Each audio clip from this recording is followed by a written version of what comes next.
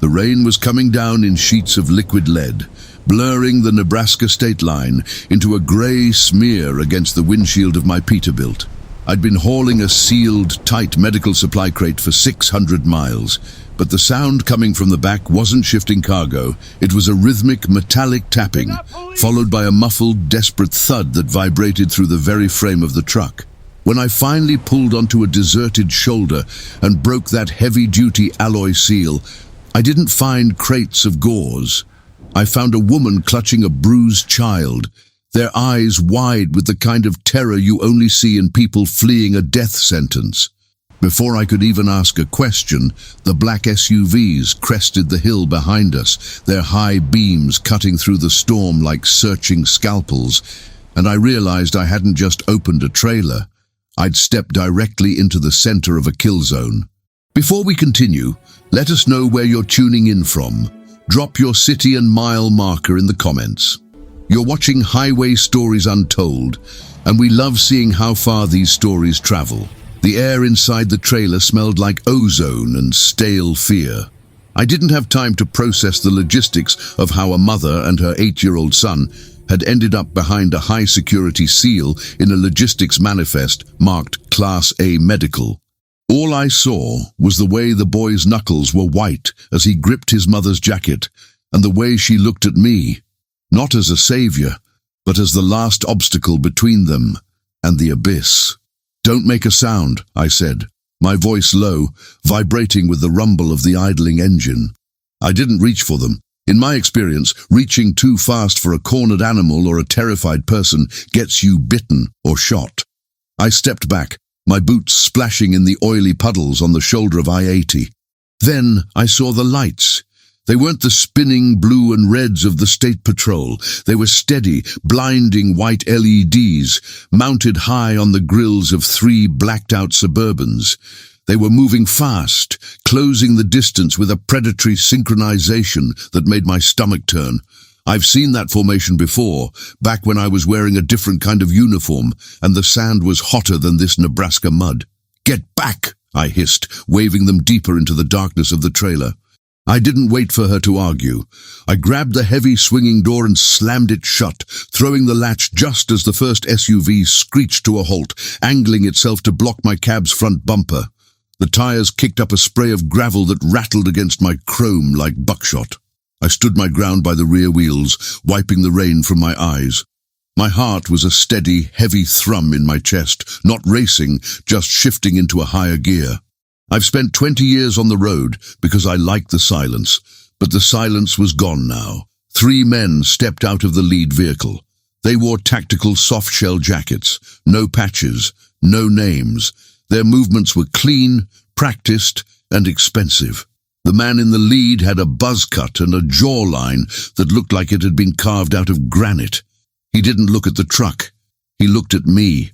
"Driver," he said, his voice barely raised above the wind. "You've got an unsecured load. We're here to recover it. Manifest says the load is secured until I hit the depot in Denver," I replied, keeping my hands visible but relaxed near my belt. "I don't remember seeing a recovery team on the paperwork." "The paperwork changed 10 miles back," Granite Jaw said. He took a step forward, entering my personal space. He was looking for a flinch. He didn't get one. "Open the trailer. Now." "I don't open for anyone without a badge or a warrant," I said. It was a lie. I'd already opened it, but I needed to see how far they'd push. The man to his left shifted, his hand moving toward the small of his back. I felt the familiar tightening in my forearms. The situation was tilting, the de-escalation window slamming shut. These weren't cops. Cops lead with authority. These men led with a threat. "You're making a mistake, Mercer," the leader said. The fact that he knew my name without looking at my logbook sent a cold spike through my gut. This wasn't a random stop. This was a hit. "I've made plenty of mistakes," I said, shifting my weight to the balls of my feet, "but I think you're about to make your first one tonight." The guy on the left moved first. A fast, professional reach for a concealed sidearm. I didn't wait for the muzzle to clear his holster. I stepped into his arc, my lead hand slamming into his throat, while my other hand gripped his wrist, twisting it downward. The bone popped, a wet, sickening sound, and the pistol clattered into the mud. Granite jaw swung a heavy right hook, but I ducked beneath it, the wind of the punch whistling over my ear. I drove my shoulder into his midsection, feeling the air leave his lungs in a sharp wheeze. I didn't stop, I couldn't. There were two more in the other vehicles, and the clock was ticking. I hammered a series of short, brutal elbows into his ribs, each strike designed to break and disable. He went down on one knee, gasping, but the third man was already on me. He was younger, faster. He landed a kick to my thigh that nearly buckled my leg. I tasted copper as a stray fist caught me across the mouth. I spun, using the momentum to catch him with a back fist that shattered his nose. Rain, blood, and the smell of hot diesel filled the air. I backed toward the cab, my breath coming in controlled bursts. I had 3 men on the ground, but they were already starting to move again. These were professionals. They knew how to take a hit. I reached the driver's side door, ripped it open, and hauled myself up. I didn't check the mirrors. I slammed the Peterbilt into gear, the Allison transmission screaming as I floored it. The massive bumper of my truck caught the front of the lead SUV, grinding metal on metal as I shoved the 3-ton vehicle out of my path like it was a toy. As I roared back onto the interstate, the trailer swaying behind me, I glanced at the seat next to me. My hands were shaking just a little. Not from fear, but from the realization of what I'd just done. I hadn't just defended my cargo. I'd declared war on a ghost. I looked in the rear view. The high beams were back, 3 pairs of them, weaving through the rain, gaining ground. The speedometer needle climbed past 80, the triple chrome breathers of the Peterbilt screaming as they sucked in the saturated night air. I could feel the weight of the trailer fighting me, a 40,000-pound pendulum swaying with every micro-adjustment of the wheel. In the mirror, those 6 LED eyes were relentless. They weren't just following, they were bracketed, one taking the left lane, one the right, and the third hovering on my ICC bar. They were looking for a pit maneuver on an 18-wheeler, a suicide move for them. But these men didn't drive like they cared about living. I reached over and flicked the toggle for the interior sleepers. "Stay down on the floor," I yelled over the roar of the road. "Under the blankets, do not look out the windows." A small, shaking hand reached through the curtain, gripping the edge of the passenger seat. I didn't have time to offer comfort. I had to offer a way out. The radio crackled. It wasn't the CB, it was a localized burst, a high-frequency override that bled through my speakers. "Mercer, pull the rig over. You're transporting Department of Defense property. Every mile you drive is another decade in Leavenworth. Think about the kid." My grip tightened on the wheel until my knuckles burned. They weren't even hiding it anymore. Mentioning the boy wasn't a warning, it was a leverage point. They thought I was a civilian who could be intimidated by the shadow of a badge. They didn't know I'd spent 3 tours in the sandbox hauling fuel through insurgent territory where the authorities were the ones planting the IEDs. "Property," I muttered, my jaw set. "He's a damn child." I saw the move before they made it. The left-hand SUV surged forward, its engine whining as it tried to pull alongside my steer tire. If they popped that tire at 80 miles per hour, we were all going into the ditch in a fireball of twisted steel. I didn't brake. I feinted left just enough to make him twitch. Then I slammed the air horn, a localized earthquake of sound that echoed off the concrete dividers. As he flinched, I yanked the wheel right, cutting off the SUV on my flank.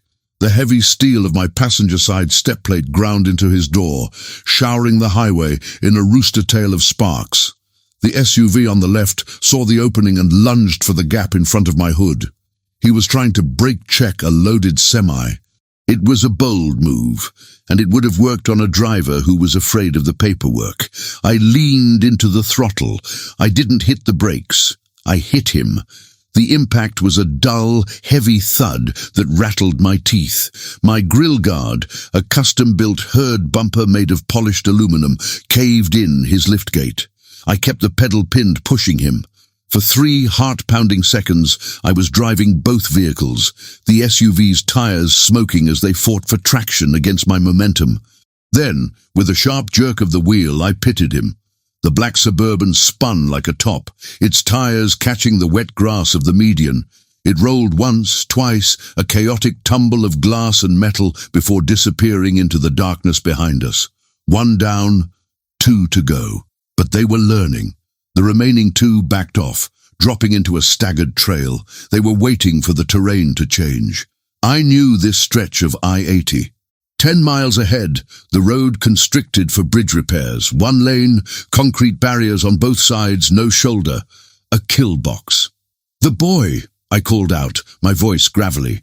"What's his name?" A moment of silence, then a soft, trembling voice from the sleeper. "Leo. His name is Leo." "Well, Leo," I said, checking the air pressure gauges. "I need you to be a soldier for a minute. Can you do that?" "Yes," the boy whispered. "Hold on to your mum. We're about to go off-road." I didn't head for the bridge. I saw the dim, muddy tracks of an old construction access road a half-mile before the Narrows. It was a steep decline, meant for tracked dozers, not long-haul rigs. If I took it, I'd likely high-center the trailer or slide into the ravine. If I didn't, I was driving into a blockade I knew was waiting at the bridge. I shifted down, the engine braking, roaring like a wounded beast. I steered the nose of the Peterbilt toward the mud. The transition was violent. The truck jolted, the suspension bottoming out with a crack that sounded like a gunshot. Mud plastered the windshield instantly. I was flying blind, steered only by the memory of the topography and the sheer weight of the rig pulling us down the slope. Behind me, the 2 SUVs didn't hesitate. They dived into the mud after us. The trailer jackknifed slightly, the rear wheels sliding toward the edge of a 15-foot drop-off. I floored it, the lockers engaging, the massive tires churning through 2 feet of Nebraska silt. The truck roared, straining, the smell of hot clutch plates filling the cab. We slammed through a chain-link fence, the metal screeching as it tore down the side of my beautiful paint job. We leveled out in a gravel quarry, a moonscape of white stone and heavy machinery. I slammed on the brakes, the trailer swinging around in a controlled slide that blocked the narrow entry path I'd just carved. I jumped out of the cab before the dust had even settled, a tire iron in my hand. I wasn't running anymore. In the quarry, the playing field was level. The 2 SUVs crested the hill, their engines roaring as they saw the blockade. They skidded to a halt 20 yards away. Doors flew open. "Mercer!" Granite Jaw was back, his face a mask of blood and fury. He had a submachine gun now, a short-barreled MP5. "This ends here. Get out of the way or we level the truck with them inside." I stood in the glare of their headlights, the rain washing the mud off my face. I looked at the man, then at the heavy crane sitting silent behind me. I didn't say a word. I just reached into my pocket and pulled out the small encrypted drive I'd snatched from the mother when I first opened the trailer. I held it up. I saw Granite Jaw's eyes lock onto it. "You want the property?" I asked, my voice dangerously calm. "Come and get it." Granite Jaw didn't hesitate. He raised the MP5, the muzzle flash strobing against the white gravel like a dying star. I didn't wait to be a target. I dove behind the massive steel rim of a quarry loader's tire just as a burst of 9mm rounds chewed into the rubber with a series of wet, heavy thuds. The air was thick with the scent of pulverized stone and cordite. I wasn't just pinned. I was outgunned. But these guys were operating on a tactical manual that assumed I was terrified. They expected me to hunker down and wait for the end. They didn't realize that in a graveyard of heavy machinery, a man who knows how to move iron has the advantage. I reached up, grabbing a heavy-duty grease gun from the loader's service rack. It wasn't a firearm, but it was 3 pounds of solid steel. I looked through the gap in the machinery. 2 of them were flanking left, moving in a standard high-low stack. Granite Jaw was staying central, providing cover fire. "Leo, stay small," I roared, my voice echoing off the quarry walls to mask my actual position. I scrambled backward, staying low in the shadows of the conveyor belts that crisscrossed the pit. I reached the control panel for the primary rock crusher, a rusted, prehistoric-looking beast of a machine. I slammed my palm into the manual override.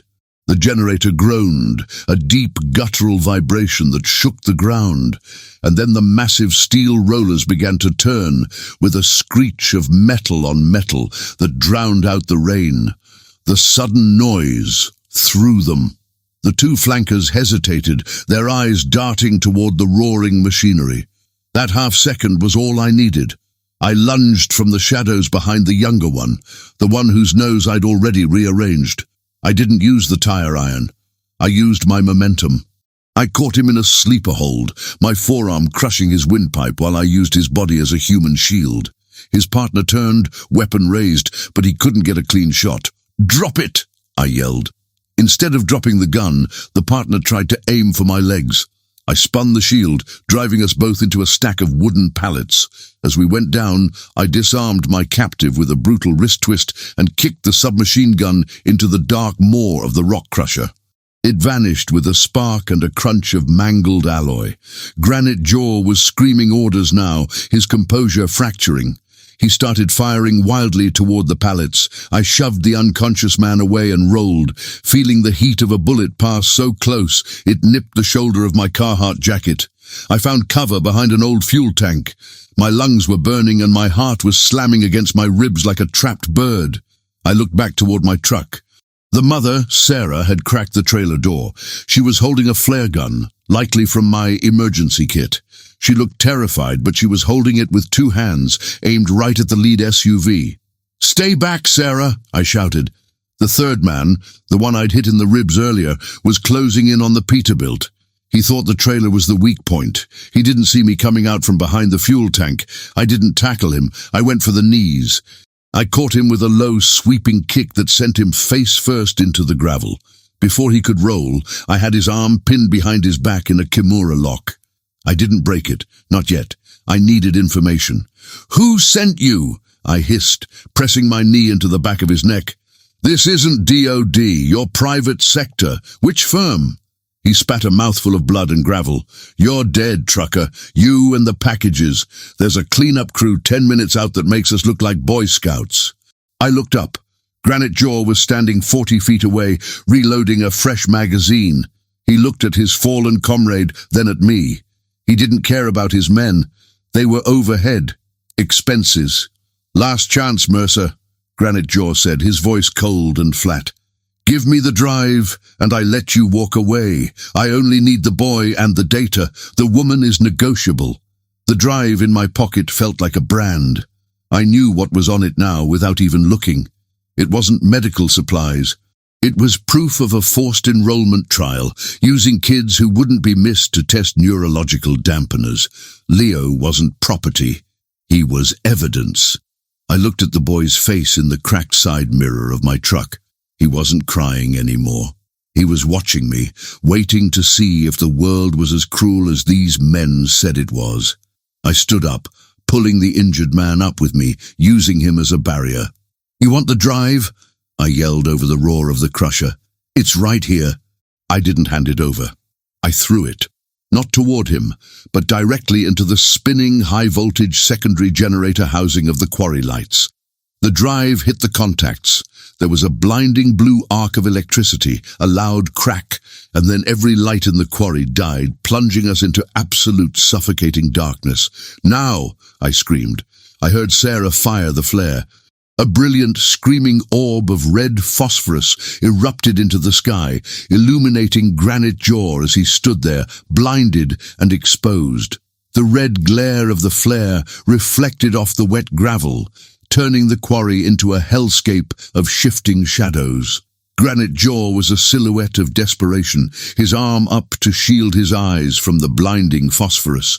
He didn't see me move. I didn't go for a weapon. I went for the environment. I vaulted over the hood of the second SUV, my boots skidding on the metal, and launched myself at him. We collided with the force of two freight trains. The MP5 went flying, skittering across the stones as we tumbled into the muddy slush of the pit floor. He was fast, spinning out of the clinch and driving a heavy tactical boot into my ribs. I felt a snap, a sharp, white-hot needle of pain that told me at least one rib had given up the ghost. I didn't let it stop me. Adrenaline is a hell of a mechanic. It keeps the engine running long after the frame is broken. He lunged for a combat knife sheathed at his thigh. I grabbed his wrist, the tension in my forearms screaming as I fought to keep the blade from my throat. We were locked in a grim dance, two men who had spent their lives learning how to break things, now trying to break each other. "You're a ghost, Mercer," he hissed, his face inches from mine, his breath smelling like coffee and cold intent. "You die here and nobody even puts a cross on the road." "I don't need a cross," I wheezed, my teeth bared. "I just need you off my highway." I threw a headbutt, not a sporting move, but a necessary one. The bridge of his nose gave way with a crunch I felt in my own skull. He staggered, the knife slipping from his fingers. I didn't give him space to recover. I drove a series of piston-like punches into his solar plexus, each one backed by the weight of every mile I'd ever driven, every injustice I'd ever had to swallow. He hit the ground hard. I stood over him, my chest heaving, blood dripping from my lip onto the white stones. I looked toward the truck. The other two were starting to stir. One was crawling toward a dropped sidearm. The clean-up crew their friend mentioned could be minutes away. I was one man with a broken rib and an empty hands, standing between a corporate hit squad and a family that didn't exist on any map. But I wasn't alone. The low, rhythmic thrum of engines began to vibrate through the quarry floor. It wasn't the high-pitched whine of SUVs. It was the deep, guttural roar of heavy-duty diesel. Up on the ridge of the quarry, lights flickered on. 1 pair, 2, 5, 10. The Highway Brotherhood isn't a club. It isn't something you sign up for. It's a silent frequency we all tune into when the world gets too dark. I'd keyed my mic and left it open during the fight, the sound of the struggle broadcasting over the emergency channel. Every driver within 20 miles had heard the sounds of a brother in a meat grinder. A fleet of rigs, Kenworths, Freightliners, Mack trucks lined the rim of the pit like a wall of chrome-plated cavalry. Their high beams cut through the rain, illuminating the quarry with the light of 1,000 suns. The man reaching for the gun froze. He looked up at the ridge. He didn't see cops. He saw 20 tons of steel behind every set of headlights. He saw men in flannel and grease-stained caps climbing down from their cabs, crowbars and tire irons in hand, moving down the slope in a silent, unstoppable wave. Granite Jaw looked up, his one good eye widening in genuine terror. He realized then what he'd missed in his tactical briefing. You can outrun the law, and you can outfight a soldier, but you cannot stop a force of nature that's decided you don't belong on their road. I walked over to the Peterbilt. Sarah was standing by the trailer door, her arm around Leo. The boy looked at the wall of trucks, then at me. For the first time, the terror in his eyes was replaced by awe. Are they all with you?" Leo whispered. I leaned against the grill of my truck, feeling the heat of the engine through the metal. I looked at the line of drivers, men I'd never met, whose names I'd never know, who had closed the gap because that's just what you do. "No, Leo," I said, wiping my face with a rag. "We're all with you." The lead driver, a mountain of a man named Big John, who I'd shared coffee with once in Des Moines, stepped up beside me. He didn't ask for an explanation. He just looked at the men on the ground, then at the terrified woman in the trailer.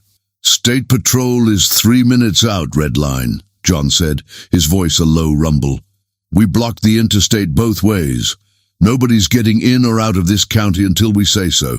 You need a lead escort to the state line?" "I need to get them somewhere they can't be found," I said. "Somewhere with no paper trail." John nodded.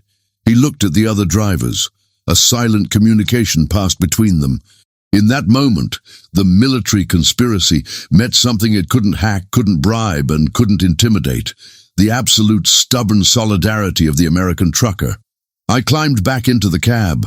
My ribs screamed and my vision was blurry, but the engine was still humming. I looked at the encrypted drive, the real one, which I'd never actually thrown into the generator. The one I'd thrown was a dummy I kept for parts. I tapped the drive against the dashboard. "Let's go," I said. We moved out in a massive convoy. My Peterbilt was in the center, surrounded by a phalanx of 18-wheelers that stretched for a mile. We didn't need sirens. We had the weight. We blew past the waiting SUVs of the cleanup crew 2 miles down the road. They didn't even try to pull us over. You don't pick a fight with a mountain range when it's moving at 70 miles per hour. By the time the sun began to bleed over the horizon, we were deep into a different state, at a small, family-owned farm where the owner owed a certain trucker a life debt from a winter storm 10 years ago. I watched Sarah and Leo walk into the farmhouse. She stopped at the door and looked back at me. She didn't say thank you. She didn't have to. The look on her face, the first breath of peace she'd had in months, was more than enough. I climbed back into my cab and sat there for a long time, listening to the tick of the cooling engine. The sun was hitting the chrome, making it sparkle despite the mud and the blood. The road was quiet again, but it wasn't the same. It never is after a night like that. The sun was a pale, bruised gold as it finally climbed over the serrated edge of the horizon, cutting through the retreating storm clouds and catching the chrome of my mirrors. I sat in the cab of the Peterbilt, the engine finally silent, the only sound the rhythmic tick-tick-tick of the manifold cooling down. My hands were still stained with the grit of the quarry, and my side burned with every breath, a sharp, stabbing reminder that I wasn't as young as I used to be. But the weight in the sleeper was gone. The cargo was safe. I watched Sarah through the farmhouse window. She was sitting at a heavy oak table, a steaming mug of coffee between her hands, watching Leo. The boy was outside on the porch, wrapped in a borrowed oversized wool blanket, watching a barn cat stalk through the tall, dew-slicked grass. He looked small, he looked fragile, but he didn't look like property anymore. He didn't look like a line item on a corporate manifest or a data point for some high-altitude laboratory. He looked like a kid who realized he was going to see tomorrow. I reached into my pocket and pulled out the encrypted drive. It was a small, cold piece of plastic and metal, no heavier than a handful of quarters. It was hard to believe that something so tiny held the power to ruin lives, to erase families, and to fuel the kind of darkness I'd spent all night fighting. I knew what I had to do with it. It wasn't enough to just hide them. To keep Leo safe, the people who hunted him had to be dismantled from the inside out. I had names now. I had logs. I had the smoking gun that would turn their classified conspiracy into a front-page execution. I pulled my burner phone from the dash and made one call, not to the police, not to the feds, but to a man I'd served with who now worked in a windowless room in D.C., a man who dealt in the kind of truths that people usually killed to keep quiet. "It's Mercer," I said when the line clicked open. "I'm sending you a gift. It's heavy, it's loud, and it's going to break some very expensive windows." I didn't wait for an answer. I ended the call and tucked the drive into a pre-addressed envelope I kept for my logs. I'd drop it at a blue box 3 towns over. By the time the sun set again, the men who had chased us through the Nebraska mud would be finding out that the trucker they'd tried to run off the road was the last person on earth they should have touched. I climbed out of the cab, my boots hitting the gravel with a heavy thud. The air smelled of wet earth and wood smoke. Sarah came out onto the porch, her eyes meeting mine. There were no words for what had happened between the Nebraska state line and this farmhouse. There didn't need to be. We were strangers bound by a night of violence and a shared refusal to let a child be a victim. "You're leaving," she said. It wasn't a question. "The road doesn't stop," I replied, leaning against the fender of the truck. "And I've got a delivery in Denver that's already 12 hours late. Dispatch is going to have my head." She smiled then, a small, genuine thing that reached her eyes. She walked down the steps and stood in front of me. She reached out, her hand trembling slightly as she touched the sleeve of my jacket. "You saved his life, Jack. You saved mine. Why? You didn't even know us." I looked out at the long, straight ribbon of the 2-lane blacktop that led back to the interstate. I thought about the years I'd spent behind the wheel, the thousands of faces I'd passed in the night, the ghosts I carried from a life before the truck. Because "I could," I said simply. "And because on the highway we're all we've got. Nobody should have to run alone." I reached into the cab and grabbed a small silver St. Christopher medal I kept clipped to the visor. I'd had it since my first tour. I walked over to Leo and pressed it into his hand. The boy looked up at me, his eyes wide. "Keep it," I told him. "It's for travelers. It means someone is always watching the road for you." Leo gripped the medal tight, his small fingers closing over the silver. "Will I see you again, Jack?" "Maybe," I said, ruffling his hair. "I'm hard to miss. Just look for the big blue Pete with the chrome breathers. I'll be the one in the right lane, taking it slow." I climbed back into the driver's seat and fired up the engine. The roar of the C-15 Caterpillar filled the yard, a steady, comforting heartbeat. I didn't look back as I pulled out of the driveway. I didn't look in the rear view as the farmhouse faded into the distance. The pain in my ribs was a dull ache now, a companion to the hum of the tires on the asphalt. The rain had stopped, and the sky was a clear, endless blue. I reached over and flicked on the CB radio. The static hissed, then a voice broke through, a gravelly, familiar tone from a driver 3 miles up. "Break 19 for that blue Peterbilt. Redline, you out there?" I keyed the mic. "I'm here, Goose. Just heading west. Heard you had a rough night in Nebraska, buddy. Words traveling fast. Just wanted to say, the coffee's on me at the next Flying J.